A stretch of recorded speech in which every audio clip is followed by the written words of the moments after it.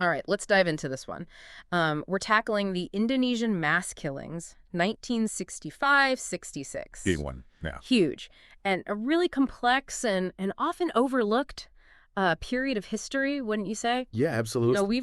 We got some academic excerpts here. Each one's kind of focusing on a different region, different aspects of what went down. We're going to try and unpack this whole how this tragedy unfolded. Yeah. And as we're going to see, it's just full of political intrigue and shifting narratives, and ultimately, of course, just this horrific violence. So Yeah, and to get started, I think it's important for people to understand that these killings, a lot of people refer to them as a genocide, but they were really tied up with all these political struggles happening in Indonesia at the time. right, so it's not like some random like outburst of violence. That's true. Right, Yeah, it's really it's rooted in something much, much deeper. absolutely. So to get to that, like to really understand what happened, I guess we need to start with the political climate under Sukarno. Right. So he had this system called guided democracy, which sounds nice, but Yeah, sounds very friendly, but our sources are painting a very different picture yeah. of a nation that was anything but stable. You have to imagine Indonesia at this time as this country with these two incredibly powerful forces, Okay. both vying for control. You have the Indonesian army, Mm-hmm. and then you also have the Indonesian Communist Party, the PKI. Right. And Sukarno, he doesn't really choose sides. Right. He kind of uses that tension to his advantage. Yeah, and that's what's so fascinating here. He was really this master at playing the army and the PKI off of each other. He'd lean on one, then he'd lean on the other, just keeping them both in check and maintaining his own power. Yeah, it's like this high stakes game of chess, Totally, yeah. right, with the fate of the nation hanging in the balance. Absolutely, yeah. And both the Army and the PKI really contributed to this atmosphere of suspicion because they would accuse individuals of being two-faced, Yeah. basically playing both sides. Right. And this created this climate of fear and distrust where it was really hard to know, Yeah. Yeah. who you could trust. Oh, so if you're living in Indonesia Right. at this time, Yeah. it's like you're constantly looking over your shoulder. Totally. Right. Yeah. Like, who's my enemy? Exactly. Yeah. Who can I trust? Yeah. And then, adding to this tension is the fact that both the army and the PKI publicly, presented themselves as loyal to Sukarno. Mhm. You see this in, photos from 1965 where you have Sukarno pictured with Aidit, the leader of the PKI, at a PKI anniversary celebration. Oh, wow. So on the surface, Yeah. you have this display of unity, but underneath there's this, this rivalry simmering. Right. And then everything changes with the September 30th movement. Right. It's like a bomb goes off. Yeah, that's a good analogy. Right. In this already volatile situation. You have 6 high-ranking army generals who are killed. Oh, wow. And this becomes this catalyst for the mass killings. Think about it. The army, which already sees the PKI as a threat, now has this horrific event that they can point to, that they can use to justify this crackdown. And they didn't waste any time, right, they didn't waste any time capitalizing on this. No, not at all. Yeah. The army immediately starts spreading the message that the PKI was responsible for the generals' deaths. Right. And they use this to stir up anti-communist sentiment. And they basically paint the PKI as this enemy of the state.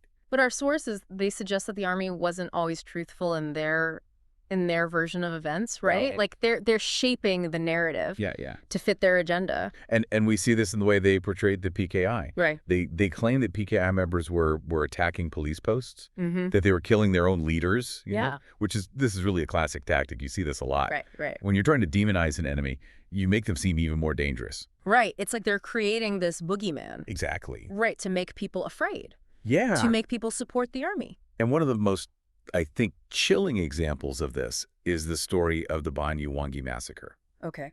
So the army claims that PKI supporters had poisoned food and killed a group of members of the NU, which is this large Islamic organization. Mm-hmm. They even go so far as to build this monument Oh, wow. in Semetic, known as the Second Lubang Buaya. Okay. Lubang Buaya was the site where the generals' bodies were found. Right. So they're basically cementing this narrative, this fabricated narrative in people's minds. So they're literally rewriting history. Exactly. Right. Yeah. Creating these physical reminders of this false story to justify their actions. It's a really powerful reminder of how easily narratives can be manipulated, especially during times of crisis. Yeah. And this manipulation really paved the way for the systematic mass murder of anyone suspected of being a communist. Right. So it goes from this like, this tension, this sort of like uneasy, peace, Right. to this like now there's justification for rounding people up, Right. killing them. Yeah. And the Army's role in this is really chilling because they weren't just, responding to violence. Yeah. They were orchestrating it. Right. They didn't act alone either. Yeah. They used direct military force. They incited civilian militias, arming them, encouraging them to participate in the killings. Right. They had lists Wow. of suspected PKI members. They used detention centers to round people up.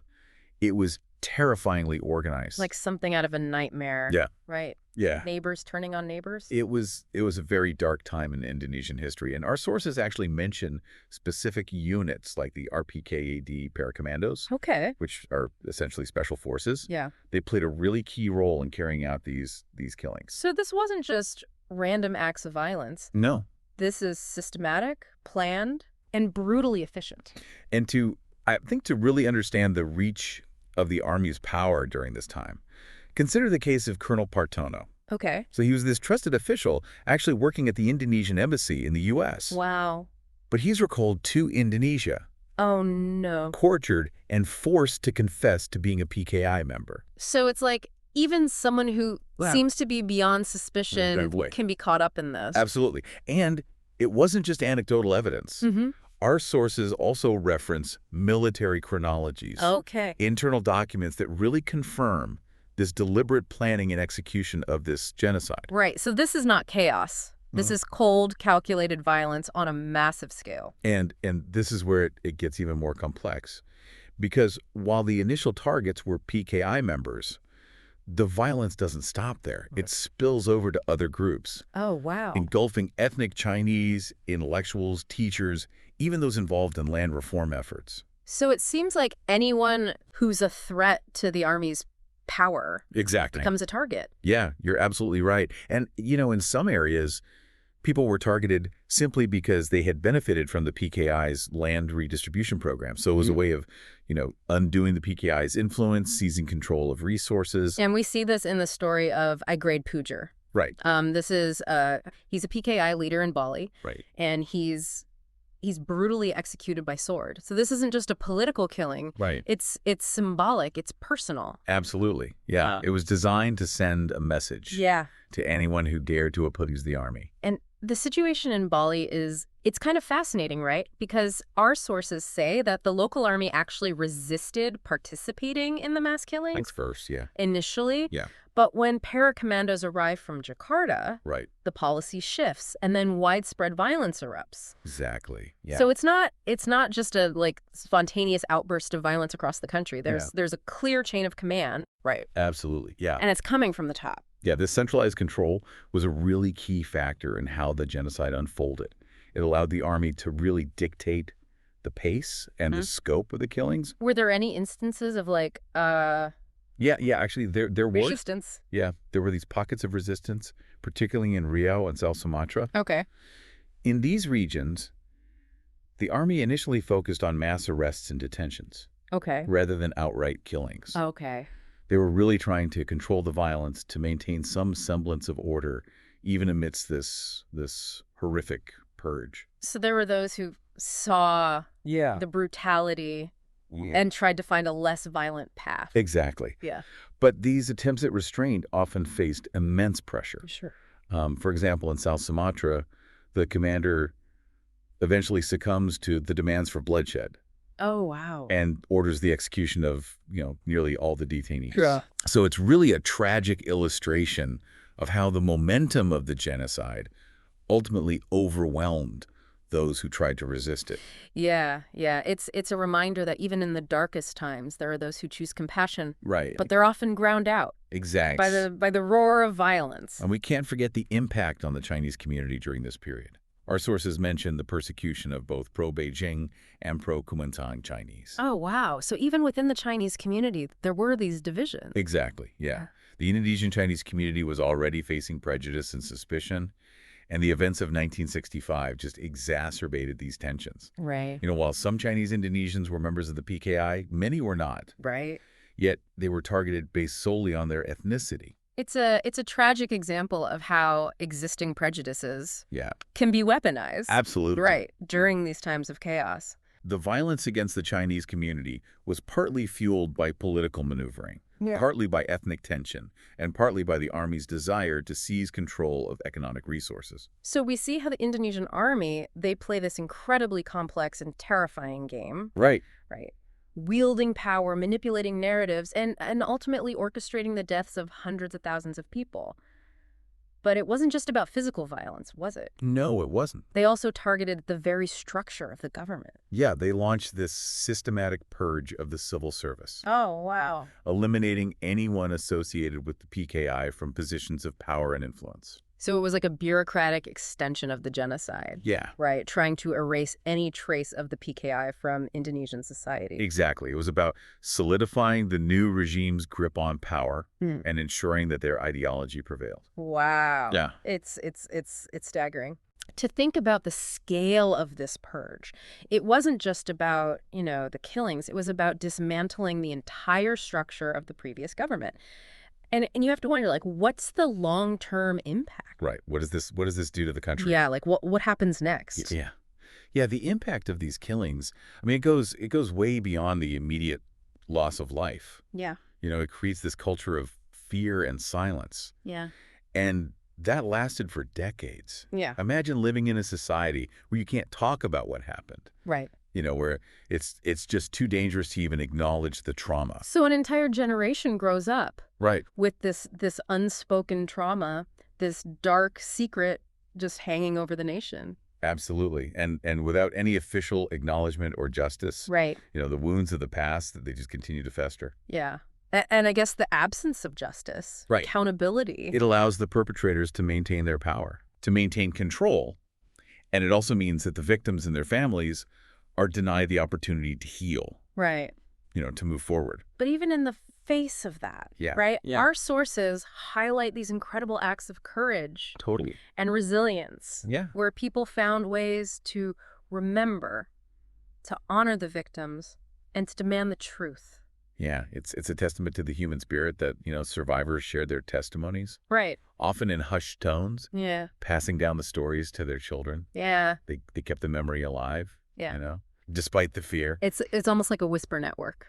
Right. Right. Making sure that the truth doesn't get completely erased. And artists played a key role, too. Mhm. They found creative ways to express the unspeakable, to Yeah. confront the past through their work. Right. And we see this in Dadang Cristanto's Heads from the North Yeah. sculpture series. Well- These haunting bronze heads. Yeah. Each one represents a victim. Powerful images. Right. Just this stark reminder of the lives lost. And it's a way to visualize the scale of the tragedy. Yeah, incredibly moving. And it's not just visual arts, the Paper Moon Puppet Theater. Mm. They use their performances to explore themes of loss, trauma, the struggle for justice. Mm. So they found this way to engage with the past, Mm. but in this really subtle Right. but impactful way.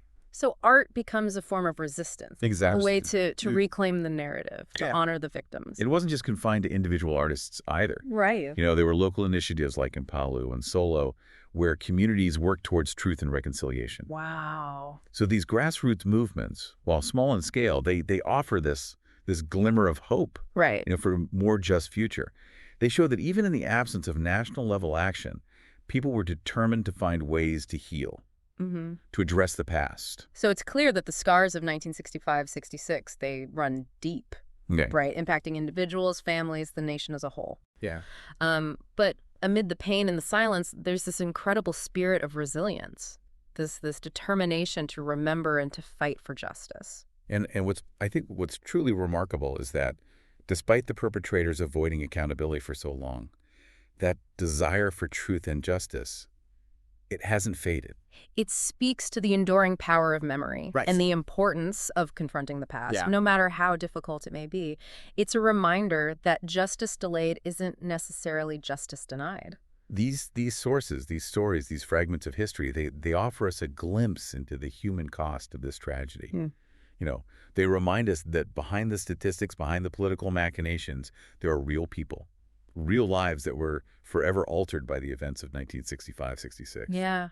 It's a reminder that we can't just turn away from the difficult parts of history. We Yeah. have to learn from them, to honor the victims, and to work towards a future where these atrocities aren't repeated. And that brings us to this really crucial question. Right. What does this all mean for us today? What lessons can we learn from this dark chapter in Indonesian history? We've explored the political climate, Right. the rise of violence, the manipulation of narratives, the lasting impact on Indonesian society.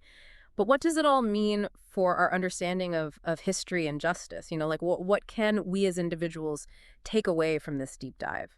The Indonesian mass killings of 1965-66, they serve as this stark reminder of how easily societies can fracture, how quickly fear and hatred can be weaponized, and how fragile justice really is. Yeah, it's a cautionary tale. It's a reminder that we're not that far removed from the possibility of such horrors happening again, Right. even in our own communities.